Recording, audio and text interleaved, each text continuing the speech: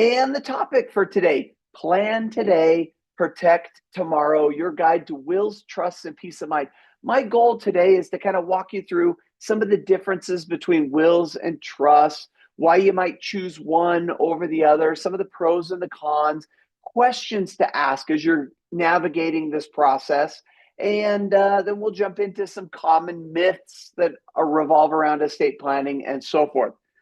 Before I dive into all of that, let me give a brief introduction. So, my name, Jake Carlson. I am the owner and founder of LifePlan Legal Arizona. I've been a lawyer in Arizona since 2005. So, coming up now on 20 years. Actually, I guess it's been over 20 years at this point. 20 years of being a lawyer in Arizona. My law firm, LifePlan Legal, we only do three things. Number one, estate planning. About 80% of the work that we do here is creating wills, trusts, powers of attorney, preparing for the future.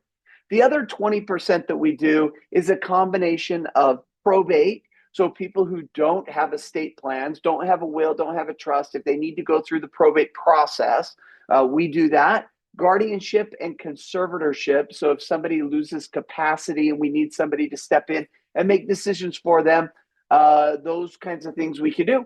And then finally, the last area of practice that we do is small business formation. If you have an LLC or a corporation and you want to form, do business as, operating agreements, things like that.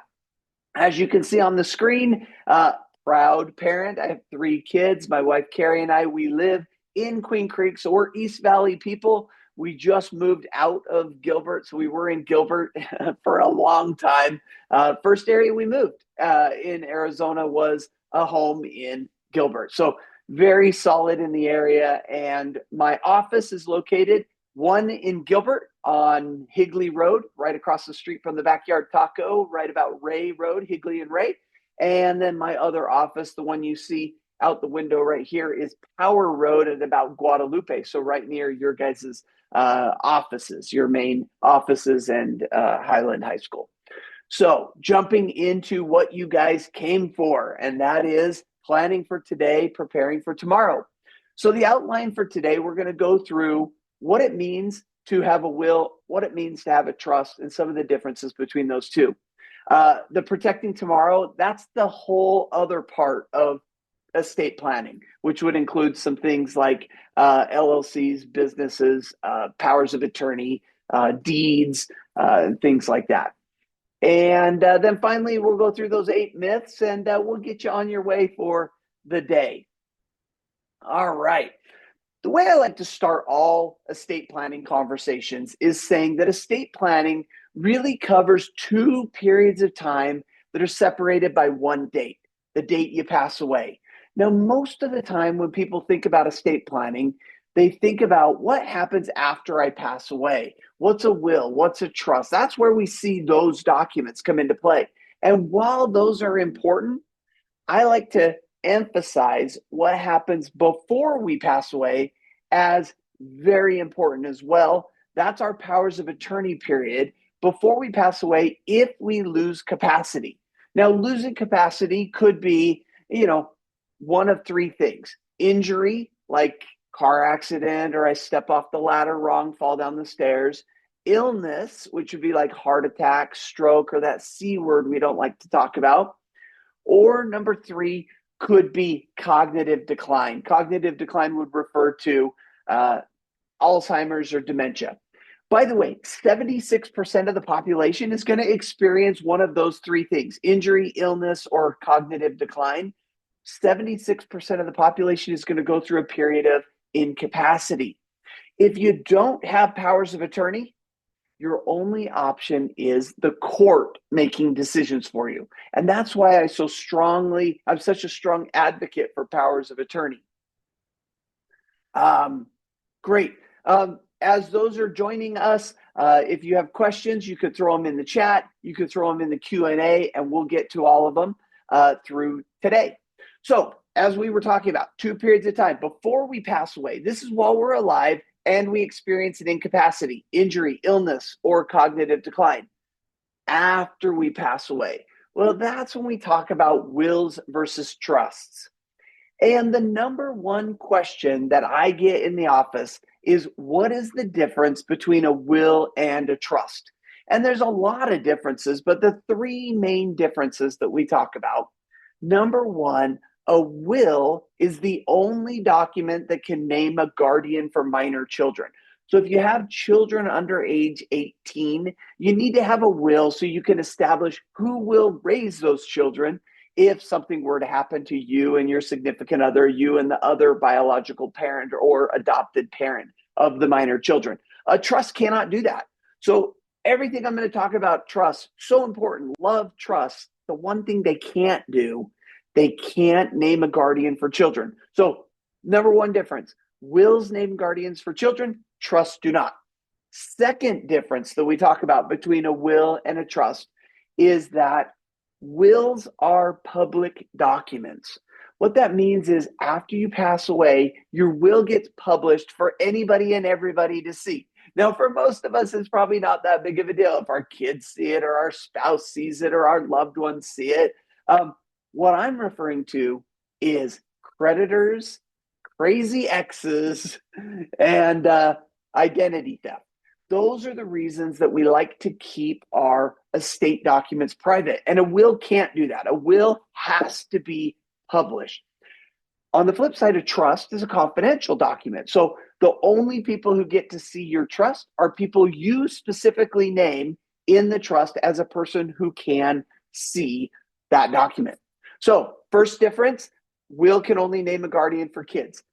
Second difference is a will is a public document. A trust is a confidential or a private document. The third and probably most talked about difference between a will and a trust is that trusts avoid probate. A will must. Wills must. They have to go through probate. And I know that I'm being a little bit annoying by saying must over and over, but I want to emphasize this point because this is the most common misconception that people have. And that is, if I have a will, does that mean I have to go through probate? And the answer is yes. A will can only be used through probate. If you have a will, it has to go through probate. What's probate? Probate is just the fancy name for the court that babysits the transition of your assets. So I like to look at it this way. A will is kind of like having a minor child, like a 5-year-old. If you want to go out on a date, what do you need to get? You need to get a babysitter, right? Because a 5-year-old cannot take care of itself. Same thing with a will. If you pass away, you have to get a babysitter, the probate court, because a will can't take care of itself. A trust, on the other hand, is kind of like having an adult child. You want to go out on a date? Yeah, go out on a date. That child can take care of themselves, we hope, right? Well, trust takes care of itself. It does not need that babysitter, the court process. So, three differences. A will is the only document that can name a guardian for minor children. Number two, a will is a public document. A trust is a private document. And number three, a will must go through probate, whereas a trust stays out of probate. So if that's the number one question, Jake, what's the difference between a will and a trust? What's the number two question? Number two question is, do I need a trust? And I usually say you need a trust if you answer yes to one of these three questions that are on the screen. Question number one. Oh, there's 4 questions on the screen. Number one, if you're a member of ARAG. So if you're not familiar with ARAG, Gilbert Public Schools has partnered with an organization called ARAG, A-R-A-G. And it's kind of like a legal insurance program. I don't work for ARAG, but I do accept ARAG insurance. And so what I often say is, if you have ARAG insurance, get a trust, because ARAG pays for it. So it's free. So, but the 3 questions, if you don't have ARAG, or the 3 questions aside from whether you have ARAG or not, if you answer yes to one of these 3 questions, then you should have a trust. Question number 1 is, do you own a home? Even if that home has a mortgage on it, you should have a trust. And the reason why is the home is the largest asset that gets stuck in the probate process. Probate process is a minimum of 6 months for a house. You can avoid that and transition the asset immediately by using a trust. And that's why we say if you have a house, you should consider having a trust.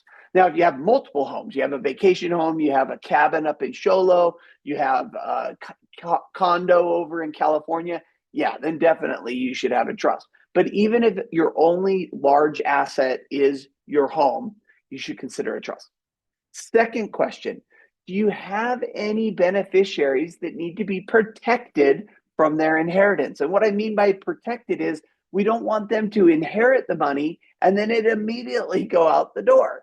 So who would that be? Well, that refers to minor children, children under 18.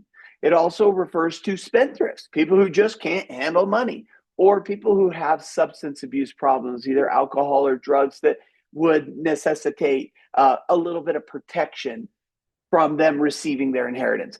Gambling addictions, disabilities. If they're on some form of disability income, it's important to consider having a trust so that your inheritance to them goes into them. They can get it, they can receive it, they can spend it, but it can't go out the door. Also, if you have someone who's involved in a lawsuit or a divorce, we want to make sure that your assets go to who you want them to go to, not to creditors, not to exes, and not to the court or anybody else. So question number one, if you have a house, have a trust. Question number two, if you have somebody that should be protected or needs to be protected from their inheritance, consider a trust. Third question, if you gather up all of your assets, so add up the equity in your home, add up what's in the bank accounts, add up how much the value of the cars are. If you have any gold bricks buried in your backyard, add those up. Art, jewelry, add all of that up. Don't count life insurance and retirement. So if you have a 403B or a 457 or a 401k or an IRA, don't count those and don't count life insurance. So keep those to side. But on this side, we want to count equity in the home, vehicles, cash in the banks, investment accounts that are not retirement. Add up all of that stuff. If the value of all of that is greater than $75,000, you want to consider a trust. And the reason why is because if you don't have a trust, you end up in a very long probate process. It minimum 6 months, average would be 12 to 18 months. Now you might say, Jake, what's the 75? Where'd you come up with that? Arizona kind of drew a dividing line at 75.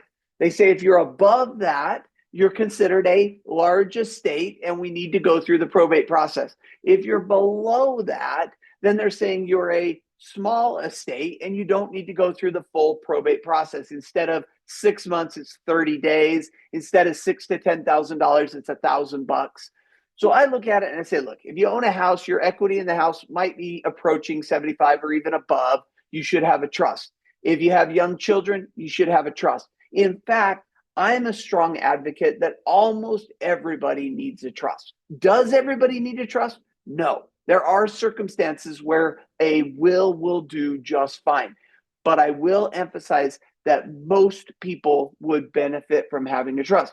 Now, pricing of difference between a will and a trust, you're usually looking at about $1,000 to $1,500 more for a trust. But in the large aspect of staying out of probate, you're probably going to save $8,000 to $10,000. More important than the money saved, though, is the time saved, especially for your loved ones while they're mourning the loss of you pass away. That's the time that you don't want to put added necessities to do on that. So cool. That's the number 2 question that I get. Do I need a trust? Number 1 question, what's the difference between a will and a trust? Number 2, do I need a trust? If you answer yes to any of those, yes, you should consider a trust. Grace had asked that, and by the way, this is probably the 5th or 6th time that we've done a presentation for Gilbert Public Schools. We love partnering with Gilbert Public Schools. It's been a little while, probably since last April, that we did a presentation, but we're glad to be back. And Grace specifically asked if I talk about a couple of things, couple of questions that she's received about trust. The 2 questions are, well, the question is, what about these different types of trusts? And so today I want to talk about specifically two different types. On the top of the screen, you're going to see living versus testamentary. What's the difference between a living trust and a testamentary trust?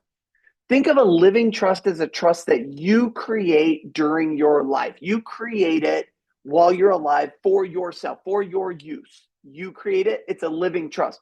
Living also means that if it's a revocable trust, you can make adjustments to it. You can make changes to it. That's a living trust. What's a testamentary trust? A testamentary trust is a trust created by somebody else's living trust. So let me give you an example. Let's say, and we talked about this earlier, I have 3 kids. My kids are younger. So let's say something happens to me and I leave assets to them in trust.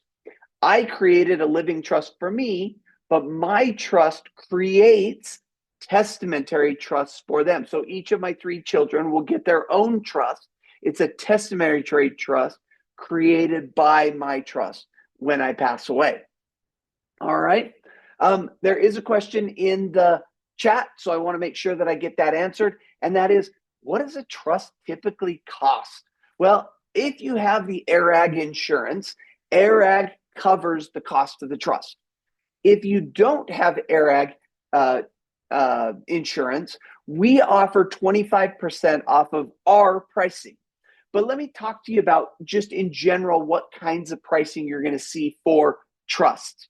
So the first level of trust, usually created by a non-attorney, is going to be probably in the neighborhood of $1,000 to $1,500. You're going to work with a doc prep person, which means that your documents are not insured, but they will be valid documents. And you're usually going to be in the neighborhood of about $1,500 in and out the door.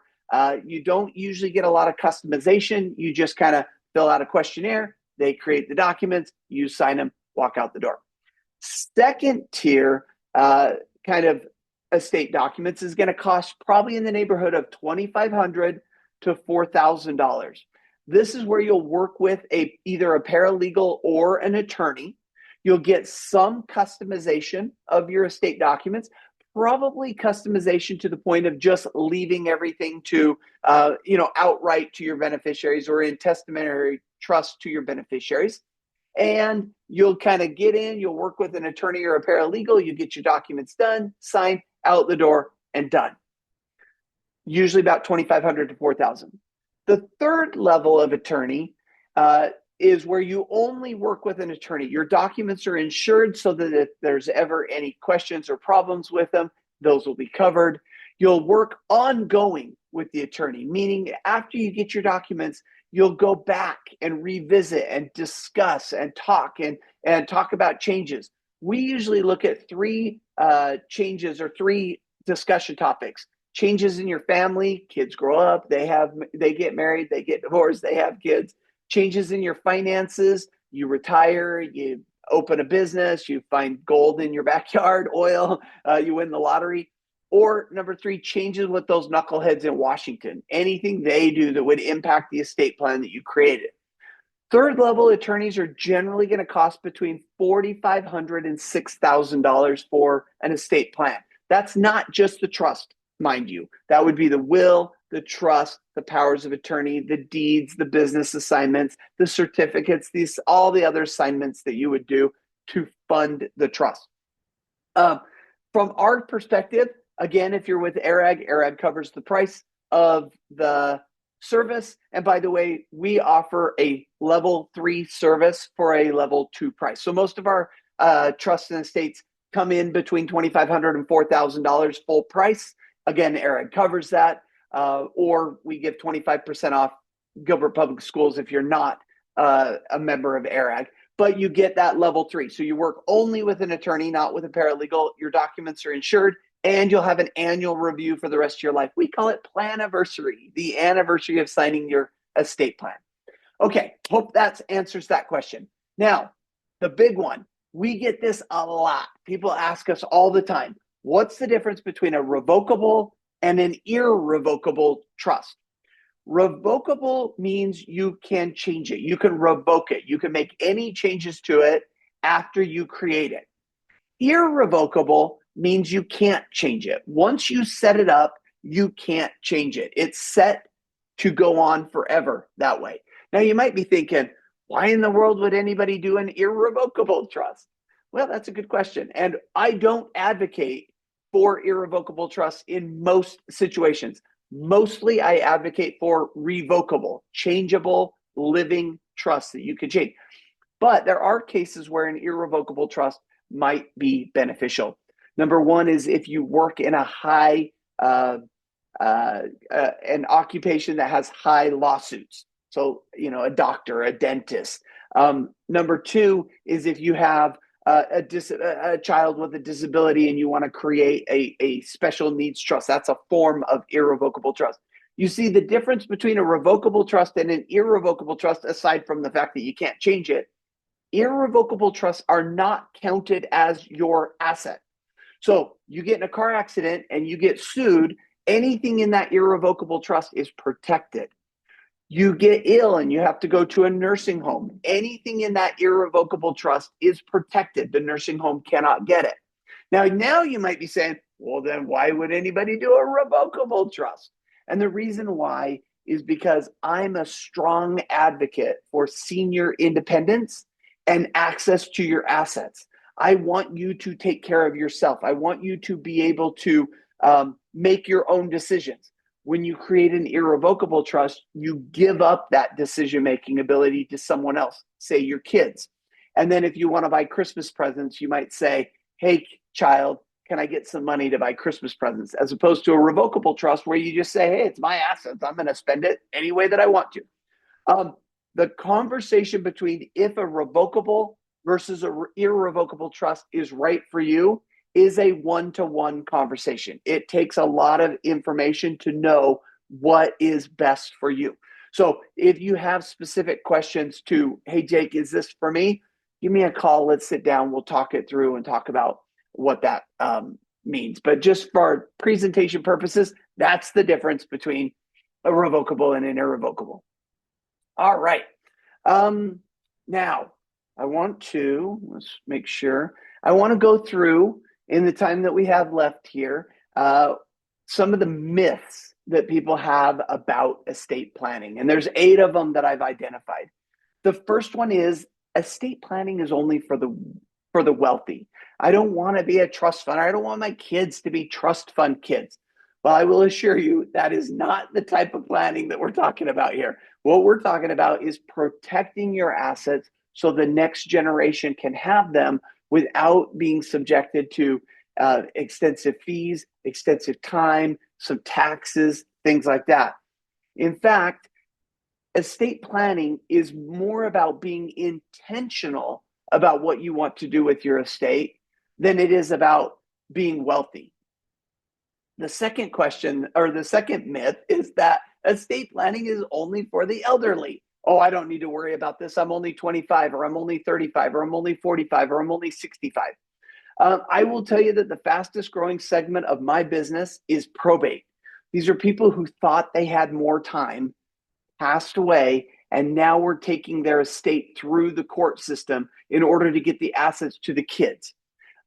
Intentional pre-planning would have saved the family months and thousands of dollars.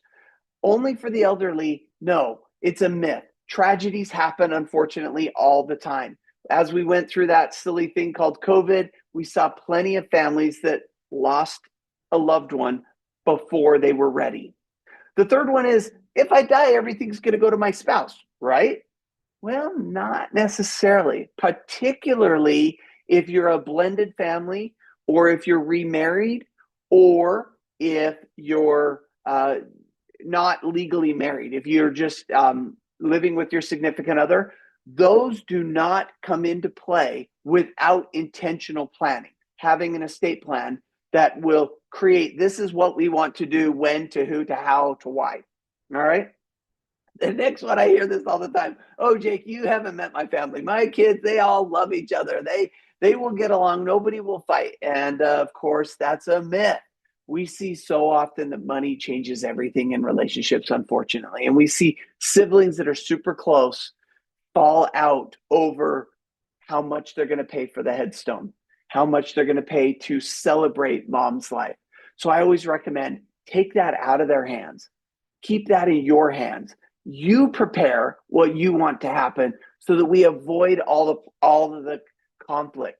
Now you can see at the bottom of the slide there, my tagline of my business. This is so prevalent that the tagline of my business is planning that prevents conflict, because that's where we see 61% of estates go into conflict. All right. Fifth myth. I can just do it myself, right? DIY myth. I like to use the example of creating your own estate documents is like packing your own parachute. You don't know if you did a good job until after you jump out of the plane. And at that point, it's too late. I recommend that you have a professional pack your parachute so that you can confidently jump out and know that you're safe and that everything's going to work out properly. The third one is, I did a will back when my kids were young. That one's good, right? And I just remind you that wills always equal probate. If you have a will, probate will happen. The seventh myth is that estate planning is too expensive. And we already talked about the pricing of estate planning. It's really not that expensive when you factor in the amount of time and money that you save by doing planning today for tomorrow. Think of it as I wouldn't not have insurance on my house. I wouldn't not have insurance on my car. I want to make sure that if something happens, if I get in a car accident, I have transportation, or if my house unfortunately has a catastrophe, that I'm going to get my house back. This is the same thing with your estate plan, making sure that those you love get what they deserve without it being bungled up in the court process. Finally, excuse me real quick. All right, finally, it's too complicated. And that's a myth. Obviously, if you're working with the right advisor, one of the hallmarks of working with a firm like LifePlan Legal is we walk you through the process. We hold your hand through the whole process. So those are the 8 myths when it comes to estate planning, things that stop us from estate planning. So what's next? Well, really, I see you have 3 choices. Choice number 1, which is what 67% of your colleagues and friends and family and other fellow Americans have done, and that is nothing. You don't do anything, and you join the fastest growing part of my business, which is probate. Unfortunately, we're seeing a lot more probates because as people pass away without plans, something needs to happen. The bank's not just going to let you go and transfer the house and the car and the home and the bank accounts into your name. You need to go through some authority, either a will or a trust. And so court or not to court. Option number 1, do nothing. Option number 2, DIY. As I mentioned, this is kind of like packing your own parachute. We see a lot of companies that pop up, wills.com, LegalZoom, Trust and Estates. We see a lot of these companies pop up.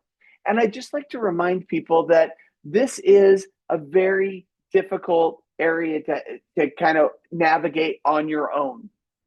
Essentially, online estate planning solutions, they provide just a fill in the blank, a one size fits all that relies on your inputting the data correctly and generates a best guess of what should happen to your estate. Obviously, mistakes happen. I would say mistakes are happening more than they're not happening. So much so that LegalZoom has put on their website, I understand and I agree this is something you have to agree to if you're DIYing it, that LegalZoom is not a law firm or an attorney, may not perform legal services on my behalf, and that its forms or templates are not a substitute for the advice or services of an attorney. So even LegalZoom is saying, go and see an attorney. That leads us to our third option. Use a trusted counselor. Whether you use my law firm or not, that's totally your decision. We just want to encourage you to really speak with a trusted advisor to make sure you're getting the best information about your specific estate and your specific estate plan. All right. So I told you that we were going to go about 35 minutes. We went 33 minutes. So we did stay a little bit under that. But I want you guys to know a couple of things. Number 1, in the chat, there's a form or a link. I'm going to post it one more time here so you can see it. Grace has asked that you go in and register or put your information there. I guess it goes towards points that you earn or something to do with HR. So it's a quick 5-question little form that Grace put together. Go ahead and do that. The link is in the chat. Second of all, I want to open it up. And as I mentioned earlier, we're going to be here as long as we need to be here to answer any questions that you may have. So you're welcome to throw questions into the chat, or you're welcome to throw them in the Q&A. In the Q&A, they can be put anonymously if you have an anonymous question, and we'll go ahead and make sure that we answer all of your questions.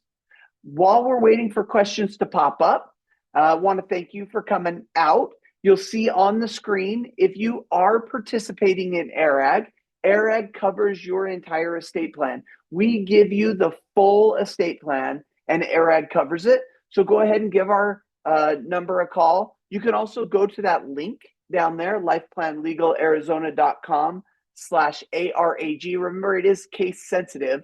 You can download the slides. You can watch the replay of this webinar.